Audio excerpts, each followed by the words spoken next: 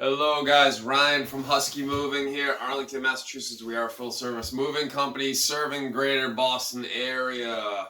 We do handyman work, we do disposal work, we do residential commercial moves, we do odd jobs, we do tons of assembly work. I hang TVs, I hang artwork. What else do? I do a little bit of light yard work, do a little bit of light plumbing. Recent jobs have included everything from full service huge moves to switching out toilet seats. Whatever you need, if you want to pay and I can get it done, I'm your boy.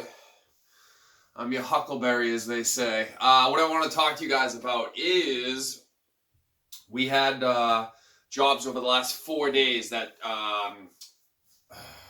they were a little bit intense, and I'll explain why briefly.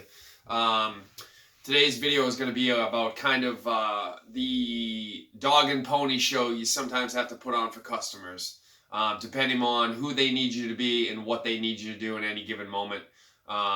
Job requirements vary very wildly based on the personalities of the customers you're booking with. It can be as simple as people just being like, just come over, I just want to get it done, to very eccentric people who have very specific needs and demands. And it's so wide. The span of customers is so wide. So I thought I'd make a video on like who you need to be. Dog and pony show is what I'm going to call it. Yesterday, we finished up a 3-day move in Wellesley. I had a customer that has booked with me multiple times. She had a huge house in Wellesley. She wanted to move to a new house right down the street in Wellesley. The reason this comes up is because, as best as I can gather, based on the house she was moving into, the way she was not concerned whatsoever about the bill, didn't seem to care about how long it was taking. She just wanted things done in the way that she wanted them done. She seemed to be pretty wealthy. I mention this because she had a lot of what I would consider to be really old antique furniture, really nice stuff, stuff that you have to literally take care of. Like, it wasn't, IKEA furniture. This is like, some of the stuff was very clearly very old, and all of it was very clearly very expensive. It was a 3-day move. It was completely taxing. Pretty sure I have a cold right now because of it. There's a lot of stress that goes on when you're dealing with that type of move, trying to get everything done in a manner where nothing's going to get damaged and the customer is going to be happy. She was definitely not difficult to deal with. She was actually great customer, great lady, very nice, great family, beautiful new house she moved into. But the stuff that she had is old. She wants it done a certain way. She needs it to be protected. So she had ideas of how she wanted things done. More power to her. That's great. I actually love that. And she was very concerned about her items, as she should be. She paid a lot of money for them. So she needed me to be a certain type of person. Basically, what I realized I needed to do in that moment was, I'm not always great about just shutting my mouth and listening. It's not always one of my strong suits. For a bunch of reasons I won't bore you with. They're all interpersonal stuff that I need to work on, stuff that comes from my childhood, my parents, being bullied when I was a kid. There's just a lot of stuff going on that sometimes leads us to be the person that we are in present day.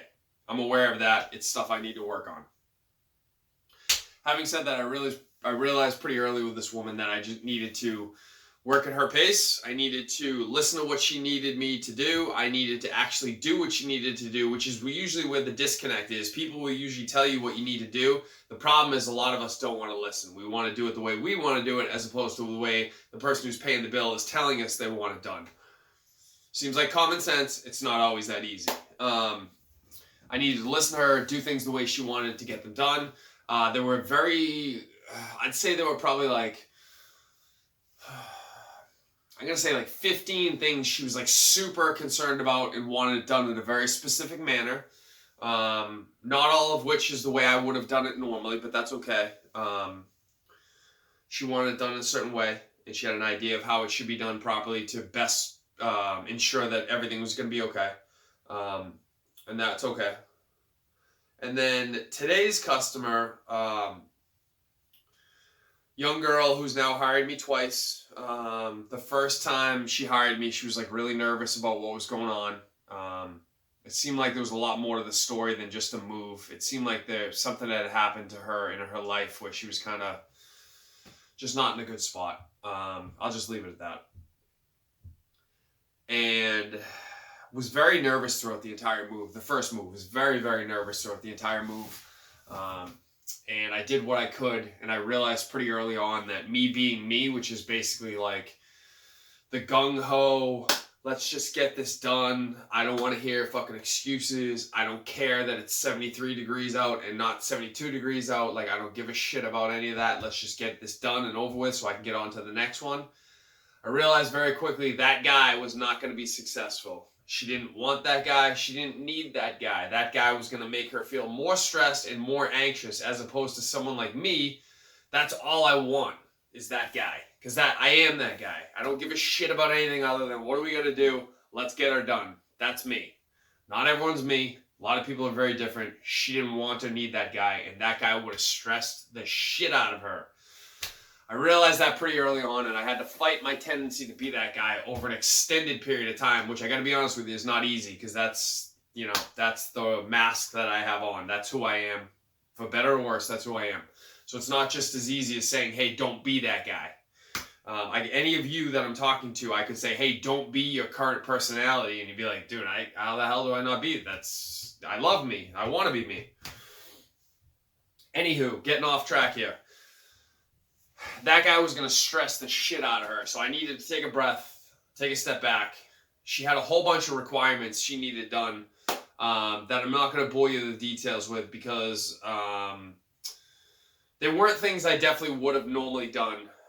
They were way over and above what I normally would have done for a job that was as small as hers. It was really small. It was like 20 boxes or something. But she was really concerned about like dirt, I think. Maybe dust. I'm guessing COVID had something to do with it, although we didn't specifically discuss that. There were a bunch of other specifics in the job that I'm not going to go into, just because for like privacy issues, I just don't feel comfortable talking about some of the stuff. But the point of the story is there was a lot of stuff that needed to be kind of done for such a small job to make this girl feel comfortable. The point of the story is I was able to get it done. She was very happy. Her boyfriend was very happy. She then called me back like 2 weeks later. Definitely not in like a panic or anything, but she called me like the day before her move and was like, hey, listen, like I really want you to do this. Like, I know it's last minute, but I've been giving it a lot of thought, and I really feel like you're the guy to do this for me, blah, blah, blah. And so today I did it. I wound up doing it. I was supposed to take today off, but I wound up doing it for just because the job last time was pretty easy. It wasn't what I would consider to be difficult at all. The micromanaging of her personality versus my personality was very difficult for me. But again, that's something that I need to work on. That the job itself was easy. It was just the two different personalities, which was difficult for me. But a lot of that was me just having to calm the fuck down, if I'm being honest with you. So today was very similar. It was her, what I would consider to be very nervous. It was me being like, you don't need to be nervous. Everything's going to be fine. But I had to do it in a manner that was like actually calming, as opposed to what I feel like a lot of times I am, which is not calming. Like, I'm just like, dude, get the fuck out of my way. I got it. I'm good. But like to a 60-year-old woman, that doesn't work that well. You know what I mean? Like, that might work to a 30-year-old man, but it's not going to work to like an elderly woman who's like, whoa, like, I don't need you to be this guy right now. So had to calm myself down. We got through the job today. Everything went fine. It went the way it needed to go. All of the steps that she told me needed to get done for her to feel comfortable and safe. And like I was listening to her, got done. She was very happy. She tipped very well. She left a good review. She verbalized to me after the fact how happy she was in the choice that she made. I hope that this person is well going forward. I made an attempt to talk to her during the move about some stuff that was going on in her life, and was very clear about just being like, hey, you know, if you want to talk about it, we can talk while we're in the truck driving if you want to talk, and if you don't, that's fine too. Whatever you want to do. A lot of it she didn't want to talk about, but the larger point is just like letting someone know that, hey, like if you want to talk, I'm here if you need something. Which I think in that moment, I think she needed, didn't need. I think she probably appreciated it, even though she didn't verbalize that to me. Or at least I hope she did. So anyway, now that I've mentioned these two stories they're much larger than the story I'm giving you, but the gist of the stories, they both need a little bit of, like, both customers needed a little bit of hand-holding, as all customers did. So the larger point is, like, you as a mover or whatever service business you're in, you need to figure out who your customer is and what they need you to be in any given moment. And so that's what I say when I say the dog and pony show. Like, sometimes I have methods of doing things that have worked very, very, very well for me, and I'll stick to those methods until I find a better way to do something. However, there are times when people come to me and they say, hey, I need you to do something different than what you're used to doing, and here's why.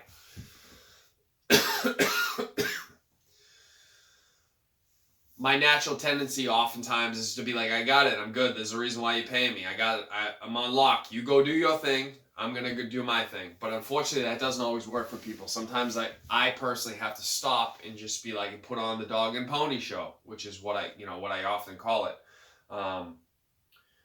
Lower my voice, lower my body language, try not to appear like threatening, because as you can see, I have resting bitch face all the time. Try to look like I'm listening and I'm engaged. Actually take the recommendations from the people that they're giving me, as opposed to just being like, I got it. So that happened a bunch of different times over the course of these last 4 days. Just some small examples of, like, the girl today was like adamant she wanted to shut down the elevator in a new building, even though we only had like 20 boxes to move. And I tried to gently explain to her why I actually thought that was going to be less efficient, not more efficient. I won't bore you with the details. But you got to keep in mind that this girl has moved maybe 6 times in her life, and I've moved, like, I don't know how many moves, but it's got to be at least 5,000. I don't know. It doesn't matter. The point of the story is a lot more than she has. Not something to brag about for sure, but it comes with a lot of knowledge. Like, I can walk into a situation and I already know what the bottlenecks are going to be, because I've already been in that situation 1,000 times before. So I was trying to explain to her, this is going to actually wind up being a bottleneck, not a help to us. And she didn't want to hear it, and that's okay. She had her own ideas of how she wanted to do things to make her feel the most comfortable. And I literally had to fight myself and stop myself and just be like, hey, at one point I told her, I said, hey, you know what? Right now I'm just going to take a step back, and I'm just going to, whatever you need me to do, I'm just going to do it, okay? Today, I literally said to her, today I'm the Indian. I'm usually the chief. Today I'm the Indian. You tell me what you need to do for me to be successful in your eyes, and I'm just going to do it. Whatever that means. The woman from yesterday, the 3-day move, there were a bunch of different examples I could give you. Me and my coworker had already, there was a giant piece of art there. It was like, it was dated 1891. I don't know if that's true or not, but it was dated 130 years old, roughly. It was old, very clearly old. I don't know if it's 130 years old, but it's very clearly very old. Had all these ornamental pieces on the side of the painting. They're hard to explain. I don't know what they're called. I'm sure they have a name in the art industry. I don't know what they are. They had all on the frame. There was all these like really ornate pieces.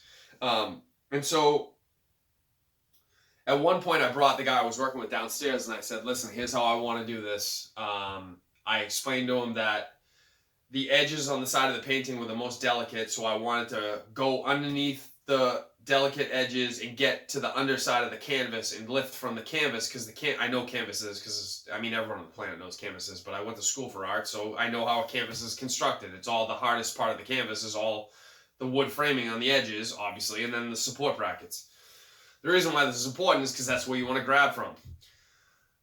My coworker said, hey, why don't we just pick up the blanket that the painting is sitting on, and we'll just pick it up that way. And I said, well, I don't want to do that, because when we do that, by default, when you pick the blanket up, it's gonna put pressure on the edges. The edges, by my thinking, are literally the most fragile part, because they're the way that all the ornamental woodwork is, and they had all these holes cut out into it, which means structurally it wasn't strong, and I knew that. And so I said, I don't think that's a good idea, because I think when we do that, we're gonna break off those pieces. And he was like, all right, cool, no problem. The point of this dumb story is we then go upstairs, and at one point when we're getting ready to actually move this piece of art, I talked to the customer. I said, listen here, we're going to go do the art now. I've already cleaned out the entire truck. We're going to take it in one trip, lay it down flat in the truck. It's going to give it its best chance of success to get to the new place, which is right around the corner. She stopped me and then went through this entire great big spiel about how the edges were the most delicate, and basically just regurgitated to me what I had just told the guy I was working with downstairs. In this entire time frame, literally, you got to keep in mind, I've been working there 3 days in a row, approximately 7.5 hours a day. Really difficult, awkward, ornate furniture. I'm shot. Mentally, I'm shot. Like, I'm done. I'm physically done. I'm mentally done. I want to get out of there, and I don't want people telling me how to do my job. That's for sure. You're paying me for a reason. I know what I'm doing, and I can guarantee you, of everyone in this room, I have by far the most experience of everyone. By far. Like, not even close. So in my mind, I'm like, dude, please let me do my job. I literally had to talk myself off the cliff and just be like, shut the fuck up. Don't say a word. Shut up. Don't talk. Let her go. Not easy for me, but I did it, which is the important part. Shut up. Zipped it. Tried not to look angry, which is impossible for me. Everyone always thinks I'm angry. The woman went through a whole big spiel. And then at the end of it, I said something along the lines of, that's a great idea. Thank you for the information. We're going to go do that now. That, in my mind, is what I'm talking about with the dog and pony show. Sometimes people need you to do certain things.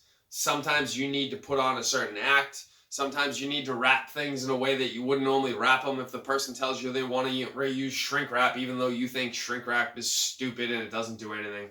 If they're really adamant they want you to use shrink wrap, just use the fucking shrink wrap.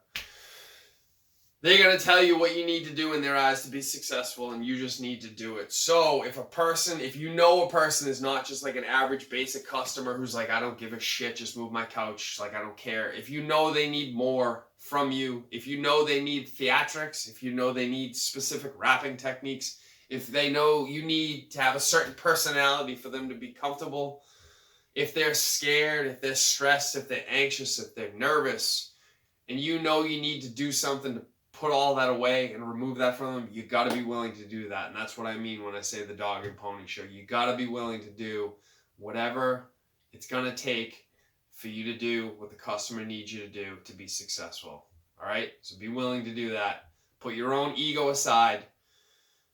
If you can do that, like many things in life, the ego concept, not to go off on a tangent, I'll end this video in a second, but one of the things I learned really quickly back when I was lifting weights is if you wanted to be successful lifting weights, you had to check your ego at the door. Once that ego got brought inside the gym, it would tear down your ability to make serious progress, because you would get in the way of whatever you needed to do to actually become successful. You would hinder yourself by bringing that ego into it. You hinder yourself in relationships. I've been guilty of this countless times before. When your ego gets involved, start making dumb decisions. And it happens in the service industry too. If you take your ego into things and you're making decisions based on your ego, I promise you it's not going to go well. It will not go the way you want it to. All right, guys, I've been talking too long. I'm going to sign off. I hope you found some value in this. If you need to get a hold of me, Ryan O'Connor, huskymoving.com. It's info@huskymoving.com. And I think that's it. If you found value, like and subscribe. Thank you as always, guys.